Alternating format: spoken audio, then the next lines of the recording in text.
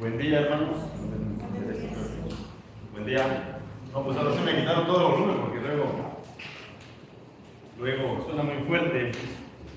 Pero bueno, saquen sus armas, saquen sus espadas, saquen sus Biblias porque tengo una noticia. Vamos a usarlas hoy. Así que, ahí, vamos a ver. Dejen que aquí el ingeniero de audio se ponga de acuerdo con su instrumento. Pues ahí más o menos creo que se escucha, ¿no? Muy bien, entonces pues es un placer, es un gusto y un susto también estar con ustedes en esta mañana. No por verlos a ustedes, sino por lo que tengo que hacer, que es tratar de compartirles la palabra de Dios. Así que vamos rápidamente a Nehemías capítulo 7, que es en donde vamos a estar hoy. Vamos a ver todo el capítulo 7 de Nehemías, como ven, o como ya han visto seguramente en sus casas, si es que han leído Nehemías capítulo 7.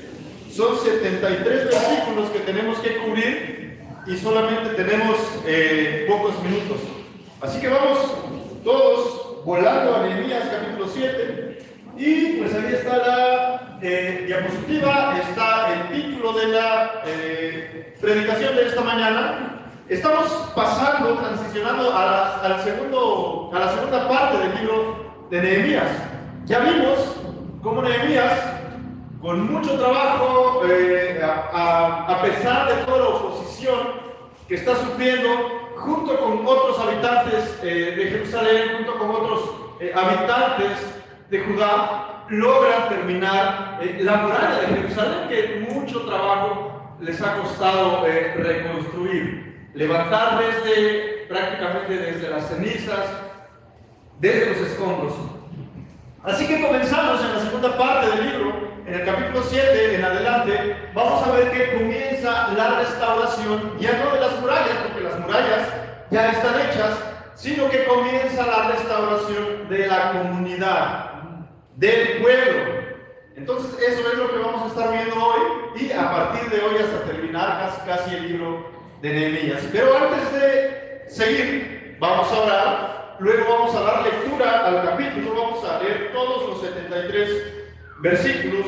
Espero que pueda leer fluidamente todos los nombres que vienen ahí, porque como ven, casi todo el capítulo son un montón de nombres. Pero vamos a orar primero. Señor, queremos darte gracias por esta mañana, gracias por tu palabra, gracias por este libro de Nehemías que ha sido tan edificante para nosotros. Nehemías estaba edificando una ciudad, pero tú con este libro y con estos ejemplos y con estas historias estás edificando nuestras vidas, nos estás cambiando, nos estás transformando, Señor. Te pedimos que tu Espíritu Santo siga haciendo su trabajo, que siga obrando en nosotros, que siga aplicando tu palabra a nuestros corazones para ser transformados a la semejanza de tu Hijo. Y en su nombre te lo pedimos, te damos gracias. Amén.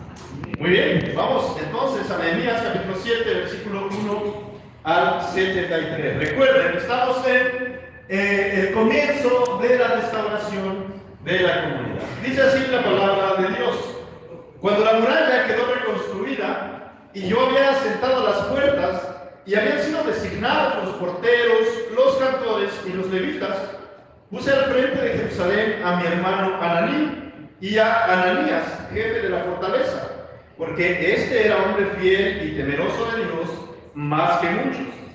Entonces les dije: no se abrirán las puertas de Jerusalén hasta que caliente el sol, y estando todavía los porteros en sus puestos, se cerrarán y atrancarán las puertas. Designen también guardias de los habitantes de Jerusalén, unos en su puesto de guardia y otros delante de la casa. La ciudad era espaciosa y grande, pero el pueblo dentro de ella era poco, y no había casas reedificadas. Entonces mi Dios puso en mi corazón reunir a los nobles, a los oficiales y al pueblo para que fueran inscritos por genealogías. Y encontré el libro de la genealogía de los que habían subido primero, y hallé escrito en él: estos son los hijos de la provincia que subieron de la cautividad, aquellos que Nabucodonosor, rey de Babilonia, había llevado cautivos y que volvieron a Jerusalén y a Judá, cada uno a su ciudad, los cuales vinieron con Zorobabel, Jesúa, Nehemías, Azarías, Rahamías, Naamaní, Mardoqueo, Bilsán, Misperet, Bigvai, Nehum y Baana. El número de hombres del pueblo de Israel, los hijos de Paros, 2172. Los hijos de Cefatías, 372. Los hijos de Ara, 652. Los hijos de Baal Moab, de los hijos de Jesúa y de Joab, 2818. Los hijos de Elam, 1254. Los hijos de Satu, 845. Los hijos de Sakai, 760. Los hijos de Dinui, 648. Los hijos de Bebai, 628. Los hijos de Asgar, 2322. Los hijos de Adonicam, 667. Los hijos de Bigvai, 2077. Los hijos de Adin, 655. Los hijos de Ater, de Ezequías, 98. Los hijos de Asum, 328. Los hijos de Besai, 324. Los hijos de Arif, 112. Los hijos de Gabaón, 95. Los hombres de Belén y Netofa, 188. Los hombres de Anatot, 128. Los hombres de Bet Asmavet, 42. Los hombres de Kiriat Jearim, Cafira y Beerot, 743. Los hombres de Ramá y Jeba, 621. Los hombres de Micmas, 122. Los hombres de Betel y Ai, 123. Los hombres del otro Nebo, 52. Los hijos del otro Elam, 1254. Los hijos de Arim, 320. Los hombres de Jericó, 345. Los hijos de Lod, Adid y Ono, 721. Los hijos de Sena, 3930. Los sacerdotes, los hijos de Jedaías de la casa de Jesúa, 973. Los hijos de Imer, 1052. Los hijos de Pasur, 1247.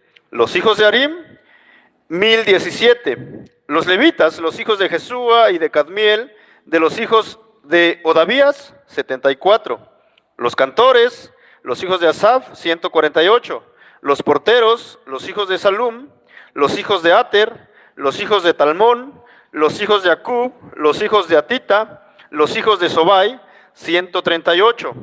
Los sirvientes del templo, los hijos de Sia, los hijos de Azufa, los hijos de Tabaot, los hijos de Queros, los hijos de Sia, los hijos de Padón, los hijos de Lebana, los hijos de Agaba, los hijos de Salmai, los hijos de Anán, los hijos de Gidel, los hijos de Gaar, los hijos de Reaía, los hijos de Resín, los hijos de Necoda, los hijos de Gazam, los hijos de Usa, los hijos de Pasea, los hijos de Besai, los hijos de Meunim, los hijos de Nefisesim, los hijos de Bacbuc, los hijos de Acufa, los hijos de Arur, los hijos de Baslut, los hijos de Meida, los hijos de Arsa, los hijos de Barcos, los hijos de Císara, los hijos de Tema, los hijos de Nesía, los hijos de Atifa, los hijos de los siervos de Salomón, los hijos de Sotai, los hijos de Soferet, los hijos de Périda, los hijos de Jaala, los hijos de Darcón, los hijos de Gidel, los hijos de Cefatías, los hijos de Atil, los hijos de Pokeret Asebaim, los hijos de Amón. El total de los sirvientes del templo y de los hijos de los siervos de Salomón era de 392. Estos fueron los que subieron de Tel Mela, Tel Arsa, Kerub, Adón e Imer, aunque no pudieron demostrar si sus casas paternas o su descendencia eran de Israel.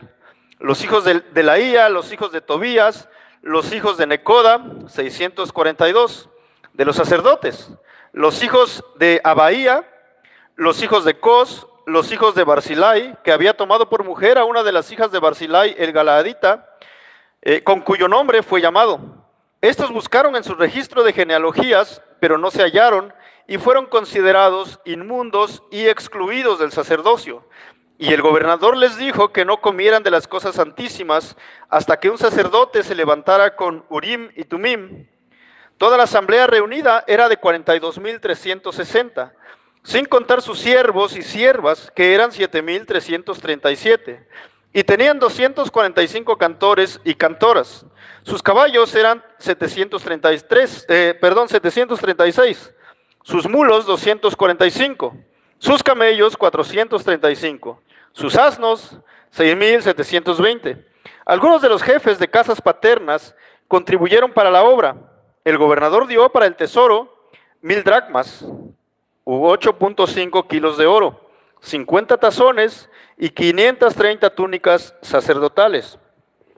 Los jefes de casas paternas dieron para el tesoro de la obra 20,000 dracmas, o 170 kilos de oro, y 2.200 minas, o 1.254 kilos de plata. Lo que dio el resto del pueblo fue 170 kilos de oro, 1.140 kilos de plata y 67 túnicas sacerdotales. Y los sacerdotes, los levitas, los porteros, los cantores, algunos del pueblo, los sirvientes del templo y el resto de Israel habitaron en sus ciudades. Cuando llegó el mes séptimo, los israelitas ya estaban en sus ciudades. Tuve temor de levantar los ojos y ver que todos estaban dormidos. Pero, pues el texto es bastante largo. Recuerden, comienza la restauración de la comunidad. Como ven, si nosotros volvemos un poco al capítulo 6, nos da un dato interesante en el capítulo 6, en el versículo 1. Dice: cuando se les informó a Sanbalat y a Tobías, a Gesem el árabe y a los demás enemigos nuestros que yo había reedificado la muralla y que no quedaba ninguna brecha en ella, aunque en aquel tiempo yo no había asentado todavía las hojas de las puertas. Pero cuando nosotros llegamos al capítulo 7, nos va a dar otro dato acerca de la misma muralla. Dice el versículo 1: cuando la muralla quedó reconstruida y yo había asentado las puertas y habían sido designados los porteros. Entonces, comenzando el capítulo 6, vemos que la muralla ya está reconstruida, ¿verdad? Pero todavía no tiene puertas. Pero cuando llegamos al capítulo 7, en el versículo 1, vemos que ya la muralla ha sido reconstruida y que ya las puertas han sido asentadas. Ya la muralla ahora sí está completa, ¿sí? Entonces, vamos a tratar de seguir desarrollando la historia, el tema.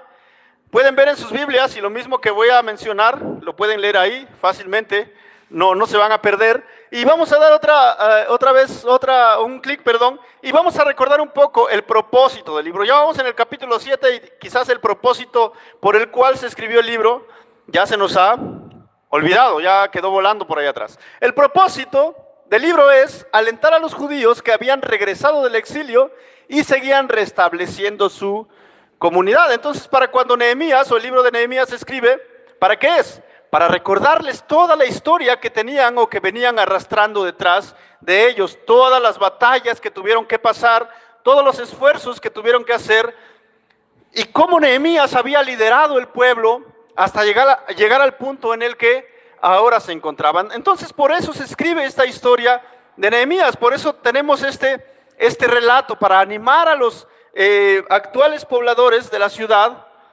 y recordarles todas las obras poderosas que Dios ha hecho a través de Nehemías, usando a los mismos pobladores para hacer frente al ataque del enemigo y aún así salir victoriosos, para recordarles que toda la obra que hasta hoy han hecho no ha sido obra de ellos exclusivamente, sino que Dios ha ido trabajando una y otra vez para ponerlos en el punto en el que están. Y ellos siguen adelante. Ellos necesitan seguir trabajando, pero ahora animados, recordando la historia que viene detrás de ellos. Ahora este mensaje lo vamos a ver en tres puntos bien rápidos. El primer punto vamos a verlo ahí en la diapositiva. Punto número 1. Nehemías delega responsabilidades a los hombres correctos.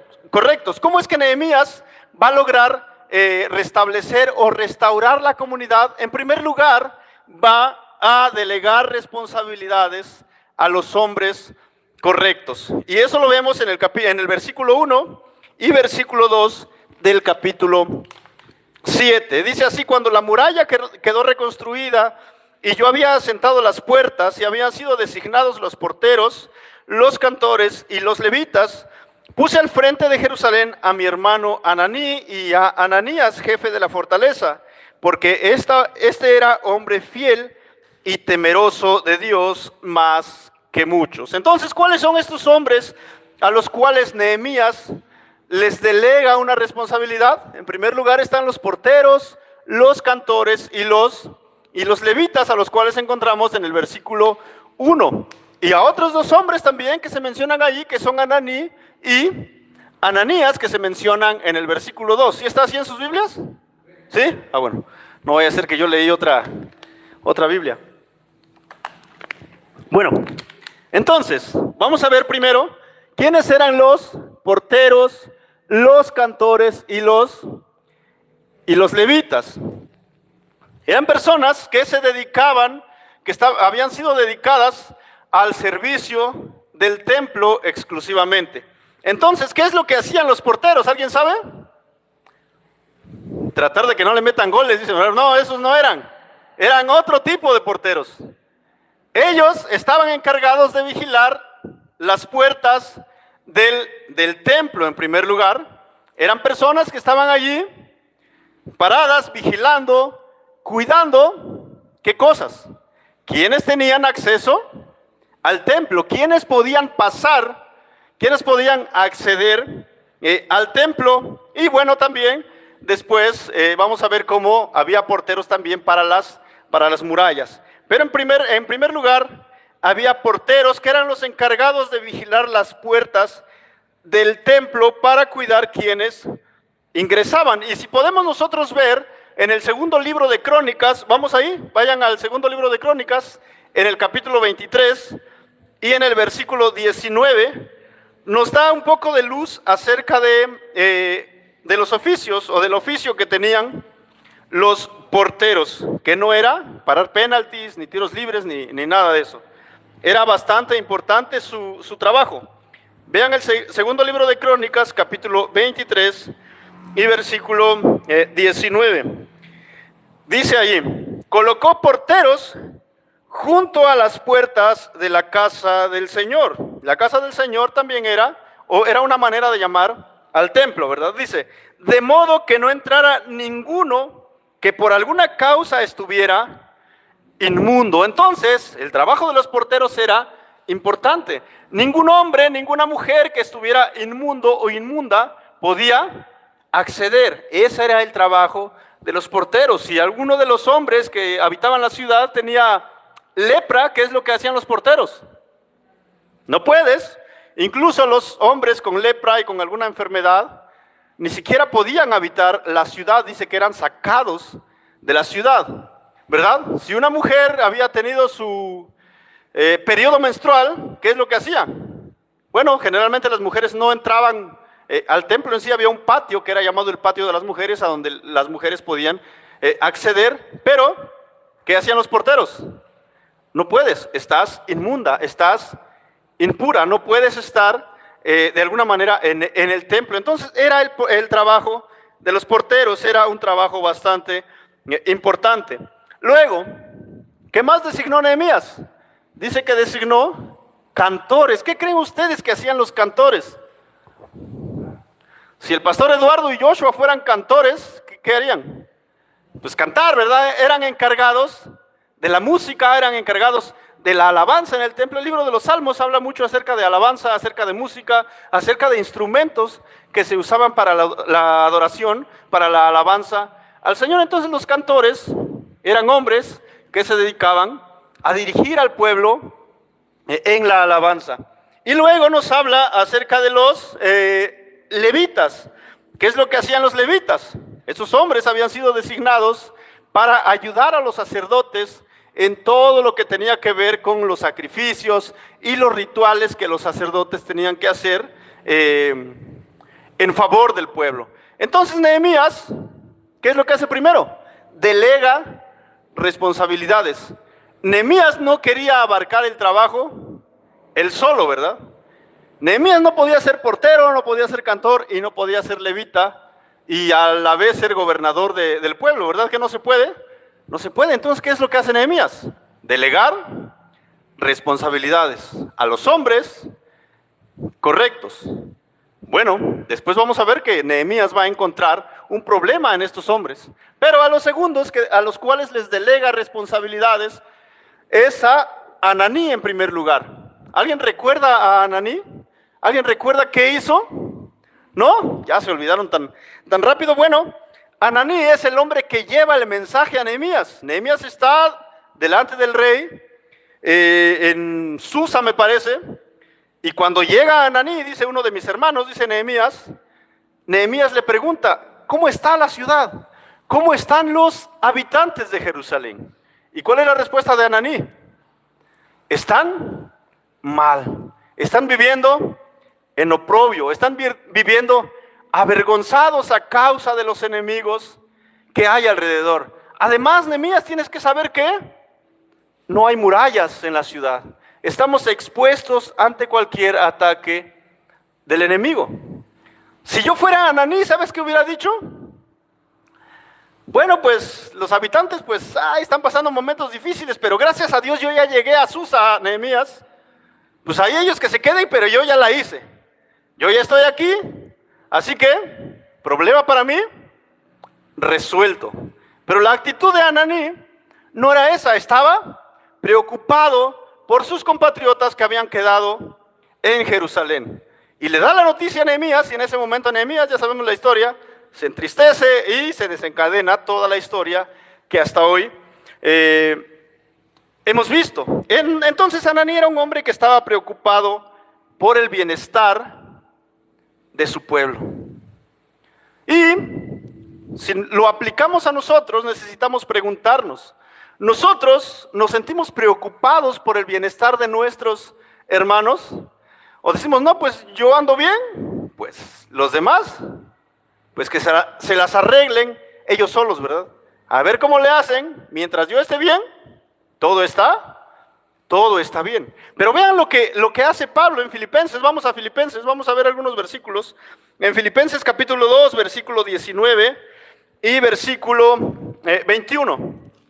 Filipenses 2, 19 al 21. En el Nuevo Testamento, una de las cartas de Pablo después de Efesios, van a encontrar Filipenses. Dice así el capítulo 2, versículo 19 al 21, hablando acerca de uno de los siervos del Señor, a uno de los hombres en los cuales de Pablo había depositado su confianza. Dice así, pero espero en el Señor Jesús enviarles pronto a Timoteo. ¿Cuál es el propósito? A fin de que yo también sea alentado al saber de la condición de ustedes. Pablo enviaba a Timoteo porque era un hombre de confianza, porque sabía que Timoteo iba a ir e iba a regresar con él a darle las noticias. ¿Cómo se encuentran los filipenses? Bueno, versículo 20. Pues a nadie, dice Pablo, a nadie más tengo del mismo sentir y que esté sinceramente interesado por el bienestar de ustedes. Ananí era un Timoteo. Timoteo era un Ananí, un hombre que sinceramente se preocupaba por el bienestar de los demás, por el bienestar de su pueblo, en el caso de Timoteo, por el bienestar de los hermanos en Filipos. Dice el versículo 21, nada más para rematar, dice Pablo, porque todos, dice, buscan sus propios intereses, no los de Cristo Jesús. A nadie más tengo del mismo sentir, a nadie más he encontrado que tenga tal interés por ustedes y se olvide de su propio bienestar. Y vemos a otro hombre que se llamaba Epafrodito, me parece, que llegó hasta el punto de enfermarse. ¿Por qué? A causa de la obra de Dios. Él estaba dispuesto a dar todo de sí para que los demás estuvieran bien. Entonces Ananí era un hombre correcto, un hombre digno de confianza sobre el cual Nehemías podía poner su total confianza. Ananí, te encargo esto, y sabía que Ananí iba a responder de manera correcta y de manera eficaz. Y vemos el segundo hombre, Ananías. Dice el versículo, y a Ananías, jefe de la fortaleza, porque este, dice, era hombre fiel y temeroso de Dios más que muchos. Entonces Ananías resalta sobre otros hombres. ¿Qué era lo que hacía apto a Ananías para ser uno de los líderes designados por Nehemías?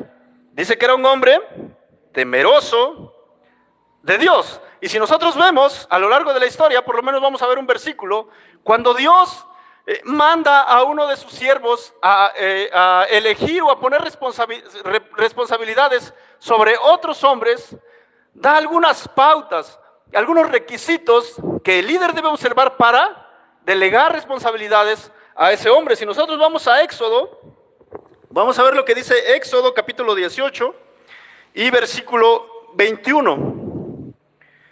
Éxodo 18, 21.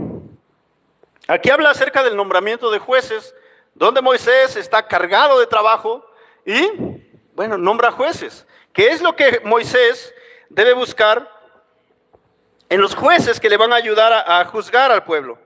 Éxodo 18, 21. Dice, además, escogerás de entre todo el pueblo hombres capaces, temerosos de Dios, hombres veraces que aborrezcan las ganancias deshonestas, y los pondrás sobre el pueblo como jefes de 1000, de 100, de 50 y de 10. ¿Qué necesitaba buscar o encontrar Moisés en los hombres a los cuales iba a delegar responsabilidades? Bueno, dice que deberían ser hombres capaces, hombres capacitados, pero la segunda resalta, creo que más que todas, temerosos de Dios, hombres temerosos de Dios. Y creo que el Señor sigue buscando a estos hombres y sigue buscando también a estas mujeres a las cuales va a poner y va a usar en su obra. Hombres y mujeres temerosos de Dios. Seguramente eran hombres sabios, porque Proverbios, ¿qué es lo que dice acerca del temor de Dios?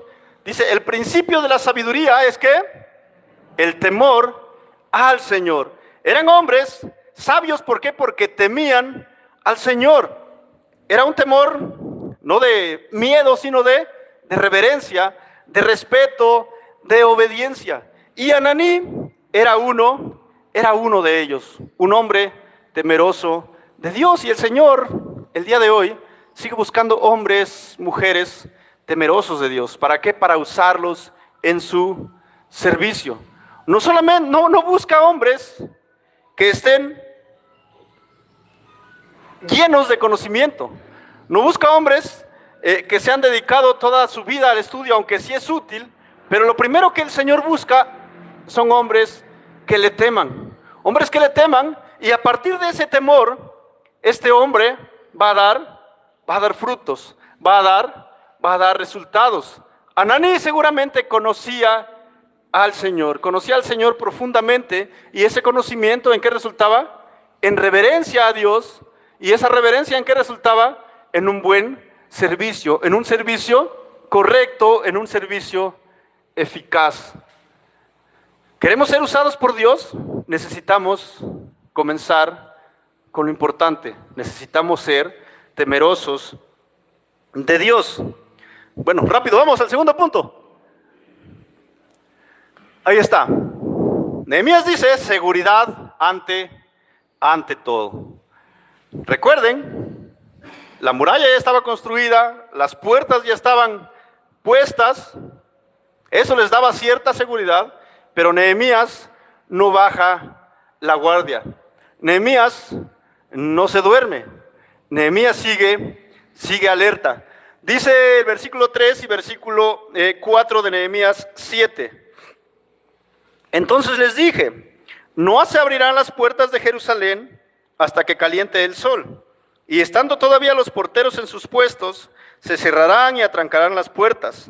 Designen también guardias de los habitantes de Jerusalén, unos en su puesto de guardia y otros delante de su casa. Entonces el primer punto de seguridad que pone Nehemías, dice, las puertas solo se abrirán en el tiempo indicado. ¿Cuál era el tiempo indicado para abrir las puertas? Seguramente Me imaginé a los constructores cuando estaban haciendo la muralla con sus bocinas, ¿no? ¿Y saben qué canción creo que estaba sonando ahí? Adivinen. No. Yo creo que estaba sonando el hermano Luis Miguel.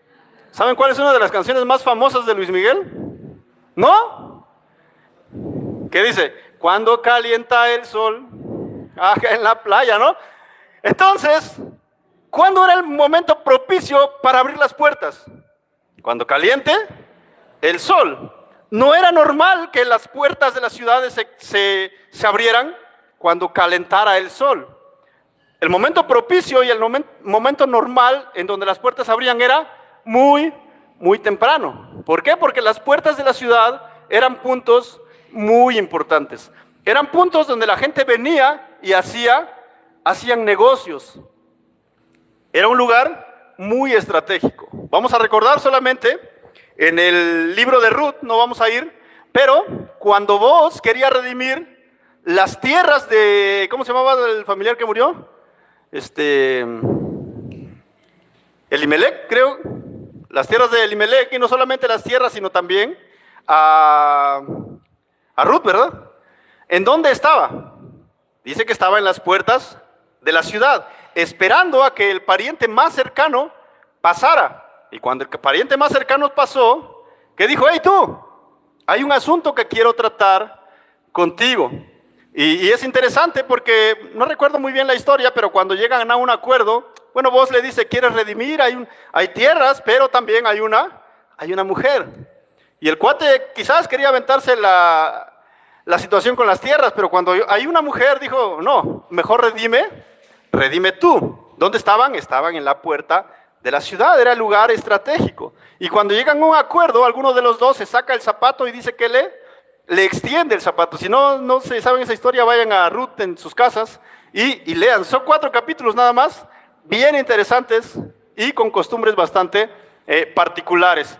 Bueno, entonces las puertas de la ciudad eran lugares importantes, estratégicos, que deberían estar abiertas desde muy temprano. Pero la decisión de Nehemías, por seguridad, dice que las puertas solo se abrirán en el tiempo indicado. ¿Cuál era el tiempo indicado?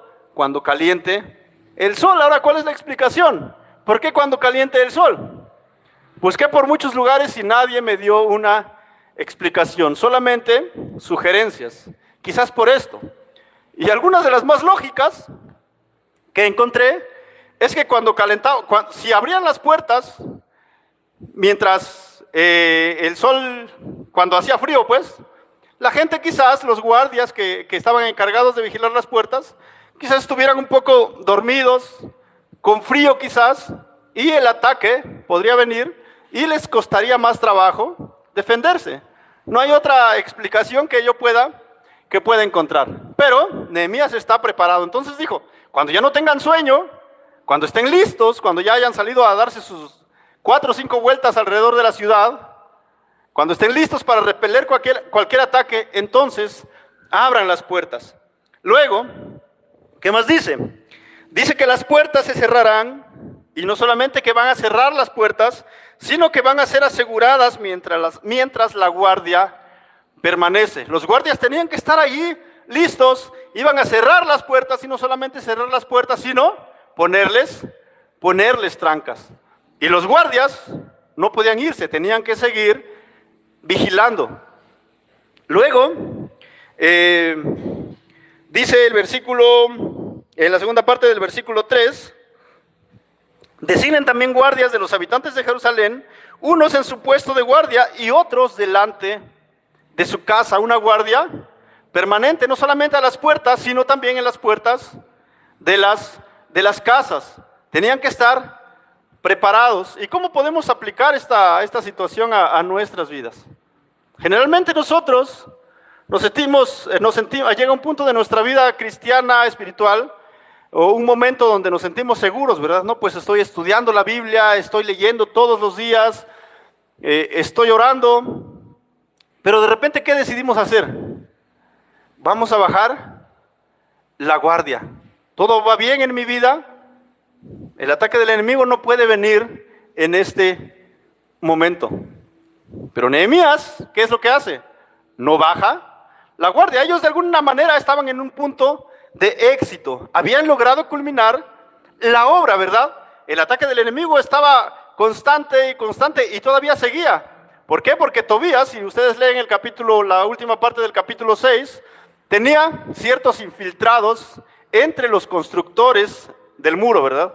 Tobías tenía parientes ahí, se habían casado entre ellos y por medio de ellos dice que estos hombres le hablaban bien a Nehemías acerca de las buenas obras que Tobías hacía. Pero por otro lado, le enviaba cartas a Nehemías tratándolo de intimidad todavía, amenazándolo, ¿verdad? Entonces, Nehemías no se confía y nunca baja la guardia.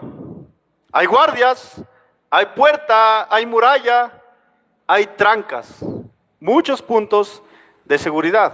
Ahora la pregunta para nosotros es, ¿cuáles son las defensas que el Señor nos ha provisto para no ser atacados por el enemigo, por lo menos para no caer rendidos delante de Él? Ya lo vimos en Efesios hace algunas semanas.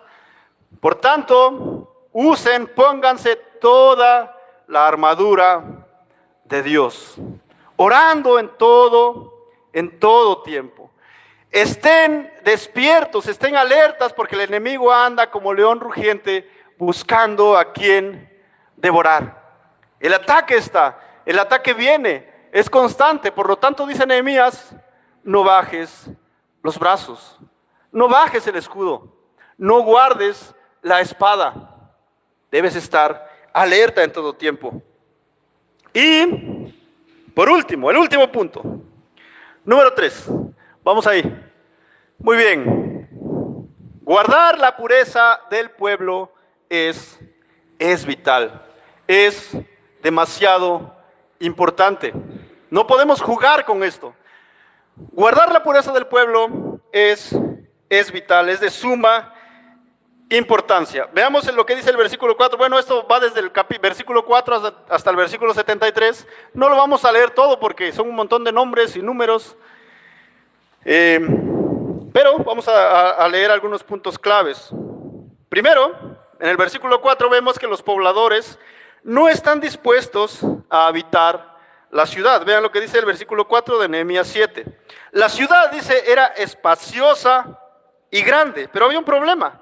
Pero el pueblo dentro de ella era poco y no había casas reedificadas. Quizás apenas estaban construyendo. Pero si tú fueras un israelita, alguien del pueblo de Judá, que tenías tu casa por fuera, afuera de la ciudad, pues yo creo que tendrías la misma actitud, ¿verdad? Tengo que ir a vivir a una ciudad que ha sido atacada varias veces, donde nos quieren matar los enemigos, o sea, como para qué me meto allí, ¿verdad? Era, pues, de cierta manera, lógica la actitud de los pobladores de las ciudades, de los pueblos vecinos. No querían ir. Había una gran ciudad, una gran muralla, mucho espacio, pero la gente no quería venir a vivir allí. Pero para restaurar la comunidad era necesario activar el centro de todo, que era precisamente la ciudad. Era el centro. Después, en los tiempos de Jesús, vemos cómo esta ciudad era clave. Todos los israelitas que estaban regados por muchas naciones, ¿a dónde iban? A Jerusalén, ¿a qué? A adorar precisamente, al templo. Entonces, después esta ciudad se va a volver el punto de encuentro de todos los israelitas. Pero en este momento nadie quiere venir a vivir allí, por temor, por ciertos recuerdos que tienen de los ataques que han vivido. Entonces no quieren venir. Pero, siguiendo la dirección de Dios, se realiza un censo en el pueblo. Y con este censo, ¿qué quiere asegurar Nehemías? Asegurar la pureza de los habitantes y de los servidores. Versículo 5 al 73, no vamos a leer todo, pero dice: entonces, dice Nehemías, mi Dios puso en mi corazón reunir a los nobles, a los oficiales y al pueblo para que fueran inscritos por genealogías.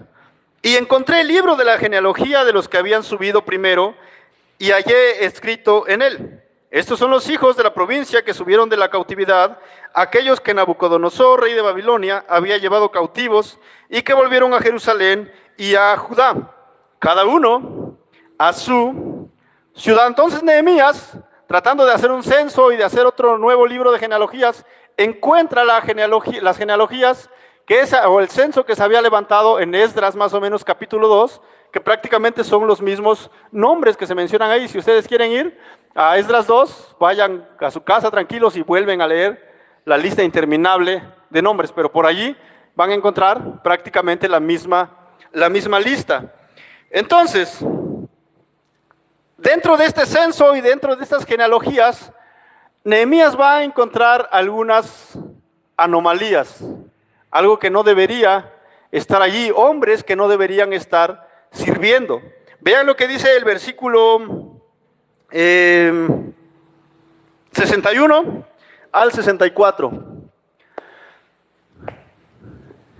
El segundo punto es importante. Nehemías sabe y reconoce y entiende que la dirección de Dios es importante. Él solamente está siguiendo lo que el Señor está poniendo en el corazón de Nehemías para hacer un buen trabajo. De la misma manera, la dirección de Dios en nuestras vidas es vital, es importante, no se puede negociar. ¿Queremos hacer un buen trabajo? Necesitamos la dirección del Señor. Entonces, los que no pueden comprobar su ascendencia son excluidos de los servicios sacerdotales. Versículo 61 al versículo 64 del capítulo 7. Dice de esta manera: estos fueron los que subieron de Tel Mela, Tel Arsa, Kerub, Adón e Imer, aunque no pudieron demostrar si sus casas paternas o su descendencia eran de Israel. Entonces encontramos hombres que no pueden demostrar, el registro civil perdió sus actas de nacimiento y no había manera de comprobar que eran judíos verdaderos. Los hijos de Delaía, los hijos de Tobías, los hijos de Necoda, 642. De los sacerdotes, aquí hay un problema.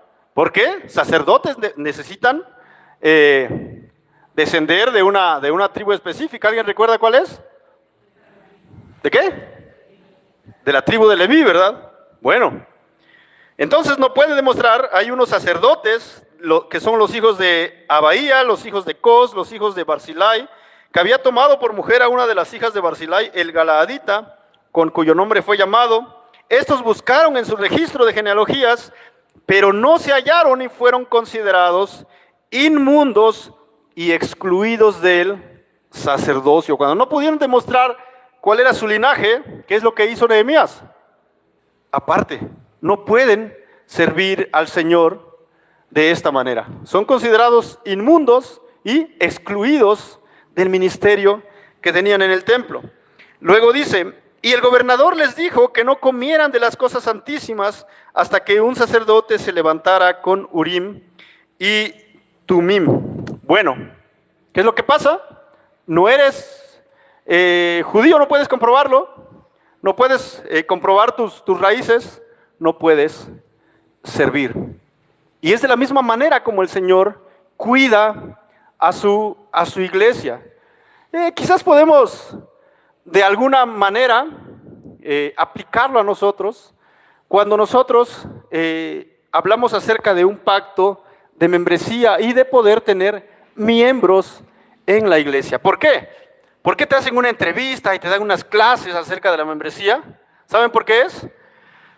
Porque nosotros no conocemos y no sabemos quiénes son salvos, no sabemos quiénes son parte realmente del cuerpo de Cristo, pero con esas clases que se dan y que puedas entender, y con una entrevista donde podemos saber de tu parte solamente, a ver qué escuchamos de ti. Podemos escuchar que entiendes el Evangelio, podemos ver en tu vida que hay frutos, como dijo Juan el Bautista, dignos de arrepentimiento. Estamos viendo por el tiempo que hemos pasado contigo, que tratamos o que te conocemos, vemos que eres un verdadero, o que a nuestro parecer solamente eres un verdadero cristiano o alguien convertido. Bueno, cuando nosotros decimos, bueno, te hacemos una pequeña entrevista donde No somos dioses, entonces no podemos ver realmente si eres un cristiano o no, pero por lo que podemos escuchar de ti, decimos, bueno, parece que sí. No lo sabemos a ciencia cierta, pero parece que Cristo ha transformado su vida, que es un nacido de nuevo. Bueno, entonces eres parte de la iglesia y puedes servir a la iglesia, puedes servir en la iglesia en diferentes ministerios. Entonces podemos aplicarlo de esa manera, pero también veamos lo que dice la primera carta de Pedro, capítulo 2. Vamos allí, ya estamos en la recta final, no se me duerman. La primera carta de Pedro, capítulo 2, versículos 1 al 10. Dice así: por tanto, desechando toda malicia y todo engaño e hipocresías y envidias y toda difamación, deseen como niños recién nacidos la leche pura de la palabra, para que por ella crezcan para salvación, si es que han probado la bondad del Señor. Y viniendo a Él, como a una piedra viva, desechada por los hombres, pero escogida y preciosa delante de Dios, también ustedes, como piedras vivas, sean edificados como casa espiritual para un sacerdocio santo, para ofrecer sacrificios espirituales aceptables a Dios por medio de Jesucristo. Pues esto se encuentra en la Escritura: yo pongo en Sión una piedra escogida, una preciosa piedra angular, y el que crea en Él no será avergonzado. Este precioso valor es pues para ustedes los que creen, pero para los que no creen, la piedra que desecharon los constructores, esa en piedra angular se ha convertido, y piedra de tropiezo y roca de escándalo. Pues ellos tropiezan porque son desobedientes a la palabra, y para ello estaban también destinados. Pero ustedes, hablando a la iglesia a la cual Pedro escribe, dice: pero ustedes son linaje escogido, real sacerdocio, nación santa, pueblo adquirido para posesión de Dios, a fin de que anuncien las virtudes de aquel que los llamó de las tinieblas a su luz admirable. Ustedes en otro tiempo no eran pueblo, pero ahora son el pueblo de Dios. No habían recibido misericordia, pero ahora han recibido misericordia. Y esto es para nosotros. El día de hoy no es necesario ver tu acta de nacimiento y seguir tu línea genealógica a ver si eres un levita o un judío. Antes no éramos pueblo, pero por la gracia de Dios y por la obra de Cristo hemos sido injertados en el pueblo de Dios. Eso es la iglesia, es el pueblo de Dios. Si hemos creído en el Señor, somos parte de este pueblo y ahora somos llamados nación santa, un pueblo de sacerdotes para Él, Señor. Y ahora sí, para terminar, quiero decirles que tengo buenas noticias para ustedes, pero después tengo malas noticias para ustedes, y después tengo buenas noticias para ustedes, porque saben, el Evangelio es así. El Evangelio primero nos muestra las malas noticias y nos aplasta bajo el peso de nuestro pecado, pero después hace resplandecer la luz, prende el reflector de tal manera que podamos ver el único camino que tenemos para nuestra salvación. Vean, tengo buenas noticias. Vamos al Evangelio de Juan, capítulo 13. Evangelio de Juan, capítulo 13, versículos 36, y vamos a leer algo interesante. Y estamos hablando de una ciudad, de una Jerusalén que ha sido reconstruida. Tienen un templo porque Esdras se esforzó junto con otros para reconstruir un templo. Tienen una muralla y puertas ahora, y tienen cantores, y tienen porteros, y tienen levitas, y tienen Ananí y Ananías que lideran el pueblo. Pero el Señor Jesucristo nos va a hablar acerca de otra Jerusalén, la verdadera Jerusalén, aquella de la cual Hebreos dice que Abraham se sostuvo por la fe. ¿Por qué? Porque esperaba la ciudad que tiene fundamento cuyo arquitecto y constructor es Dios. No Nehemías, no nosotros, sino Dios, Dios mismo. Quiero que vean lo que dice el Señor Jesucristo a sus discípulos. Evangelio de Juan, capítulo 13, versículo 36, y vamos a leer hasta el 14, 4. Dice: Señor, dijo este cuate que se llamaba Pedro, ¿a dónde vas? Le preguntó Simón Pedro. Jesús respondió: a donde yo voy, tú no me puedes seguir ahora, pero me seguirás después. Pedro le dijo: Señor, ¿por qué no te puedo seguir ahora mismo? Yo daré mi vida por ti. Este cuate era bien valiente. Yo quisiera, o no quisiera ser como Pedro mejor. ¿Por qué? Jesús respondió: ¿tu vida darás por mí? En verdad te digo que no cantará el gallo sin que antes me hayas negado 3 veces. No quisiera ser como Pedro, pero lamentablemente soy como Pedro. ¿Ustedes no? Espero que no. Vean lo que dice el capítulo 14. No se turbe su corazón. Crean en Dios, crean también en mí. Y aquí hay algo interesante en el versículo 2. En la casa de mi Padre hay muchas moradas, hay muchas casas. Si no fuera así, se lo hubiera dicho, porque voy a preparar un lugar para ustedes. Y si me voy y les preparo un lugar, vendré otra vez y los tomaré a donde yo voy, para que donde yo esté, allí estén ustedes también, y conocen el camino a donde voy. Pedro estaba desesperado. El Señor dijo: ya me voy, muchachos, cuídense mucho. Y Pedro dijo: ¿pero a dónde vas? ¿No puedo ir contigo? Y el Señor Jesús dijo: no, por ahora, no pueden ir ahora. Y Pedro: pero ¿por qué no? Si yo estoy listo para morir por ti. Y dijo el Señor: tranquilo, Pedro, no estás listo, no lo vas a hacer, pero quiero que tengas esperanza, la buena noticia. En la casa de mi Padre hay muchas moradas, hay muchas casas para ustedes. Voy a prepararles un lugar. ¿Recuerdan lo que no había en la Jerusalén de Nehemías? No había casas, pero en la Jerusalén de Jesús sí hay casas. Y Él va a preparar lugar, dice, para sus discípulos. Si ustedes son discípulos de Jesús, el Señor prometió que fue a preparar casas, ¿verdad? Ahora, tengo que llegar ahí. Bueno, vamos a Apocalipsis 21:7. Siguen las buenas noticias todavía. Y el apóstol Juan, en la revelación, en el Apocalipsis, a él se le da la oportunidad de ver esta Jerusalén celestial que se está preparando. Vean el capítulo 21, en el versículo 7 de Apocalipsis. Apocalipsis 21, versículo 7.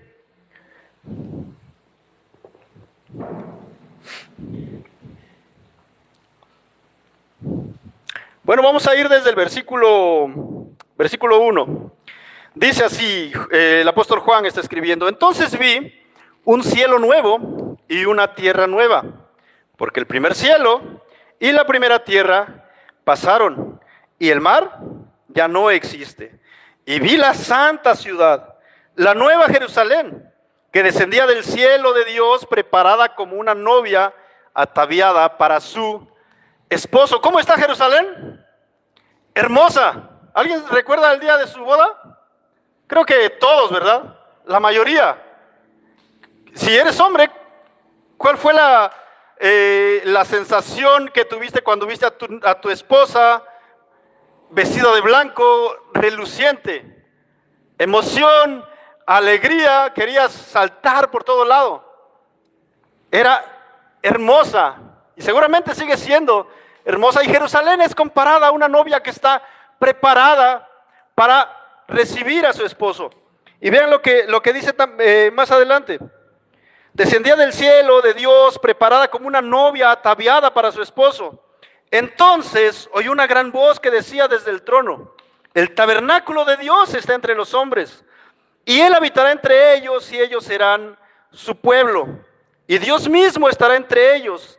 Él enjugará toda lágrima de sus ojos, y no habrá muerte, ni habrá más duelo, ni clamor, ni dolor, porque las primeras cosas han pasado. ¿Te imaginas vivir en un lugar así?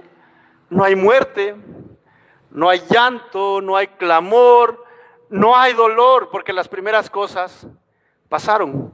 ¿Qué es lo que más hay en este mundo? Precisamente todo eso, todo. Si no hay muerte, no hay enfermedad, no hay accidentes, nada de eso. Todo es nuevo en la ciudad que el Señor está preparando. Luego dice, el que está sentado en el trono dijo, yo hago nuevas todas las cosas. Y añadió, escribe porque estas palabras son fieles y verdaderas. Juan, no dudes, es verdad lo que te estoy diciendo. Discípulos, no duden. Estas palabras son fieles, son verdaderas. No va a faltar ninguna de ellas. Todas estas promesas se van a cumplir.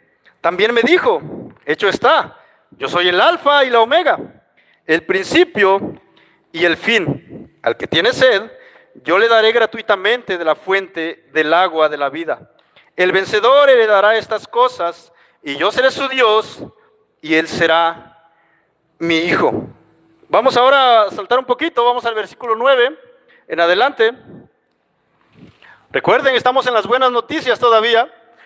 Dice, vino uno de los 7 ángeles que tenían las 7 copas llenas de las últimas 7 plagas, y habló conmigo diciendo, ven, te mostraré la novia, la esposa del Cordero. Entonces me llevó en el espíritu a un monte grande y alto y me mostró la ciudad santa, Jerusalén, que descendía del cielo de Dios, y tenía la gloria de Dios. Su fulgor era semejante al de una piedra muy preciosa, como una piedra de jaspe cristalino.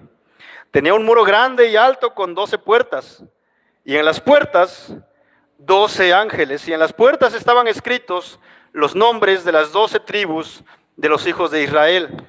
Había 3 puertas al este, 3 puertas al norte, 3 puertas al sur y 3 puertas al oeste. El muro de la ciudad tenía 12 cimientos, y en ellos estaban los 12 nombres de los 12 apóstoles del Cordero. El que hablaba conmigo tenía una vara de medir de oro, para medir la ciudad, sus puertas y su muro. La ciudad está asentada en forma de cuadro, y su longitud es igual que su anchura, y midió la ciudad con la vara 12,000 estadios, o 2,160 kilómetros. Su longitud, anchura y altura son iguales. Midió su muro 144 codos, o 64,8 metros, según medida humana, que es también medida de ángel. El material del muro era jaspe, y la ciudad era de oro puro, semejante al cristal puro. Los cimientos del muro de la ciudad estaban adornados con toda clase de piedras preciosas. El primer cimiento, jaspe; el segundo, zafiro; el tercero, ágata; el cuarto, esmeralda; el quinto, sardónice; el sexto, sardio; el séptimo, crisólito; el octavo, berilo; el noveno, topacio; el décimo, crisopraso; el 11º, jacinto; y el 12º, amatista. Las 12 puertas eran 12 perlas, cada una de las puertas era de una sola perla. La calle de la ciudad era de oro puro como cristal transparente. No vi en ella templo alguno, porque su templo es el Señor, el Dios Todopoderoso y el Cordero. La ciudad no tiene necesidad de sol ni de luna que la iluminen, porque la gloria de Dios la ilumina, y el Cordero es su lumbrera. Las naciones andarán a su luz, y los reyes de la tierra traerán a ella su gloria. Sus puertas nunca se cerrarán de día, no necesitan trancas, no necesitan esperar a que el sol caliente. No hay peligro en ese lugar, no hay ataques del enemigo en ese lugar. Es más, no hay enemigo, ya no está, ya ha sido eliminado en esa ciudad. Vamos a ver qué más dice, ya hasta me perdí. Bueno, sus puertas nunca se cerrarán de día, pues allí no habrá noche, y traerán a ella la gloria y el honor de las naciones.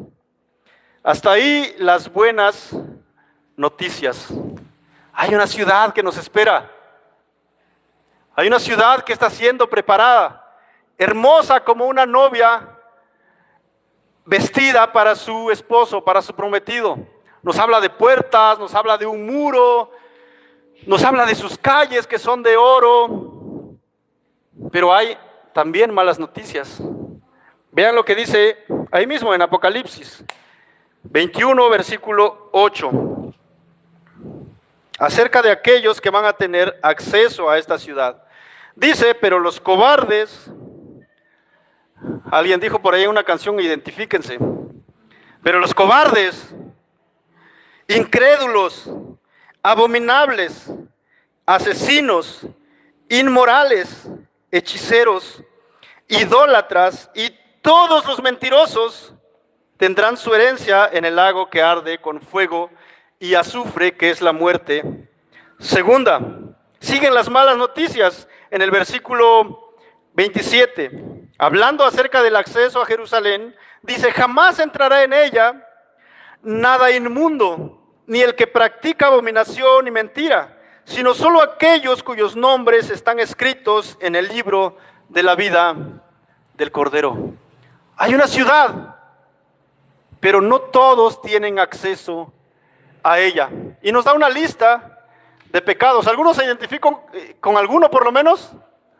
No levanten la mano, no se preocupen. No tienen que hacerlo. Creo que todos nos identificamos con los pecados que allí menciona. El acceso estaría cerrado para nosotros. Una hermosa ciudad a la cual no podemos acceder. ¿Cuál era nuestro destino? Lo menciona el versículo 7 de Apocalipsis 21. Pero los cobardes incrédulos tienen su lugar, no en la ciudad, sino en el lago que arde con fuego y azufre. Malas noticias para el hombre. Malas noticias para todos. Pero vienen las buenas noticias otra vez. Apocalipsis 22, del 6 al 15. Y me dijo, estas palabras son fieles y verdaderas. El Señor, el Dios de los espíritus de los profetas, envió a su ángel para mostrar a sus siervos las cosas que han de suceder enseguida. Por tanto, yo vengo pronto. Bienaventurado el que guarda las palabras de la profecía de este libro. Yo, Juan, soy el que oyó y vio estas cosas. Y cuando oí y vi, me postré para adorar a los pies del ángel que me mostró estas cosas. Y me dijo, no hagas eso. Yo soy consiervo tuyo y de tus hermanos los profetas, y de los que guardan las palabras de este libro. Adora a Dios. También me dijo, no selles las palabras de la profecía de este libro, porque el tiempo está cerca. Que el injusto siga haciendo injusticias, que el impuro siga siendo impuro, que el justo siga practicando la justicia, y el que es santo siga guardándose santo. Por tanto, yo vengo pronto y mi recompensa está conmigo para recompensar a cada uno según su obra. Yo soy el Alfa y la Omega, el primero y el último, el principio y el fin. Bienaventurados los que lavan sus vestiduras para tener derecho al árbol de la vida y para entrar por las puertas de la ciudad. Afuera están los perros, los hechiceros, los inmorales, los asesinos, los idólatras y todo el que ama y practica la mentira. Hay una sola forma de entrar. ¿Cuál es esa forma? Lavar sus vestiduras. ¿En dónde? En la sangre del Cordero que fue inmolado. Si tú has creído en Jesús, tus vestiduras están limpias ahora. Ahora puedes entrar a esa ciudad que ha sido prometidas para todos los creyentes en Jesús. Hace unos días creo que les compartí un himno, quizás algunos lo escucharon, quizás otros no, pero una parte de este himno, creo que lo tengo anotado por aquí, dice así, el malhechor, hablando de uno de los malhechores que estaban crucificados al lado de Jesús, dice, el malhechor se convirtió pendiente de una cruz, él vio la fuente y se lavó creyendo en Jesús. Jesús es la fuente de la salvación. Es de esa fuente donde brota la sangre que limpia nuestros pecados, que limpia nuestras vestiduras y que nos da acceso a la Jerusalén celestial. Necesitas correr a la fuente. Necesitas mirar la fuente y dejar que esa sangre te limpie de tus pecados. No hay nada que puedas hacer por tus esfuerzos. No hay esfuerzo humano que pueda ganar y lavar las ropas sucias que tienes hoy. Solamente la sangre de Jesús. Cree en Jesús. ¿Cómo se lavó el ladrón? ¿Cómo fue que sus ropas fueron limpiadas? Creyendo en Jesús. Creyendo en Jesús, solamente creyendo en Jesús. Vamos a orar. Señor, queremos darte gracias por tu palabra, gracias por tus promesas, gracias por este libro de Nehemías que nos enseña tantas cosas, Señor. Queremos pedirte hoy especialmente que si alguien está aquí y no conoce a Jesucristo como su Salvador, tu Espíritu Santo obre, Señor, que impacte su vida y su corazón por medio de tu Evangelio y que sus ropas, tus vestiduras puedan ser lavadas en la sangre del Cordero que fue inmolado a nuestro favor, Padre.